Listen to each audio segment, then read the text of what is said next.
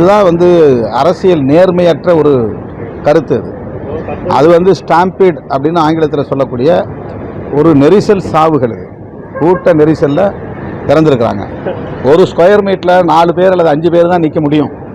ஆனால் 10 பேர் 15 பேர் நிற்கிற அளவுக்கு கூட்டம் அந்த இடத்துல திரண்டிருக்கிறாங்க. 10 மணி நேரம் காத்திருக்கிறாங்க. அதனால் ஏற்பட்ட ஒரு தற்காப்பு முயற்சி, நம்ம பிழைச்சா போதும் அப்படின்னு ஒவ்வொருத்தரும் அங்கேருந்து தப்பிக்க முயல்கிறார்கள். அதில் கீழே பேலன்ஸ் பண்ண முடியாமல் விழுந்தவங்க மேலே மற்றவங்களாம் ஏறி மிதித்து ஓடினதுனால ஏற்பட்ட சாவு அப்படிங்கிறது 100 விழுக்காடு கண்கண்ட உண்மை. அதை போய் மறைச்சி அதில் வந்து ஒரு சதி இருக்குதுன்னு சொல்கிறதும், உள்நோக்கம் கற்பிப்பதும், திமுக அரசு மீது பழி போடுவதும், இது வந்து மிக மிக ஆபத்தான ஒரு அரசியல். அவருக்கே இது நல்லதல்ல. இது அவர் சுயமாக சிந்தித்து சொன்னதாக நான் பார்க்கல.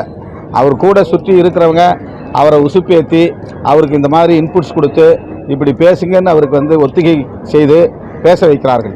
அவர் என்றைக்கு சுயமாக சிந்தித்து செயல் திட்டங்களை வரையறுக்கிறாரோ அப்போதுதான் அவருக்கு ஒரு நல்ல அரசியல் எதிர்காலம் உருவாகும். அரசியல் அனுபவமற்றவர்களாக அப்படின்னு நான் சொல்ல வரல. விஜயை சுற்றி இருக்கிறவங்கெல்லாம் சங் பரிவார அமைப்புகளோடு நீண்ட தொடர்புள்ளவர்கள், அந்த பாசறையில் வளர்ந்தவர்கள். பாஜக, RSS போன்ற சக்திகள் அவரை சுற்றி இருக்கிறார்கள். அவர்கள் கொடுக்குற இன்புட்ஸ் தான் அவர் பேசுகிறது. இப்போ அவருக்கு உடனடியாக வந்து ஹேமமாலினி தலைமையில் ஒரு டீமே வந்திருக்கிறாங்க.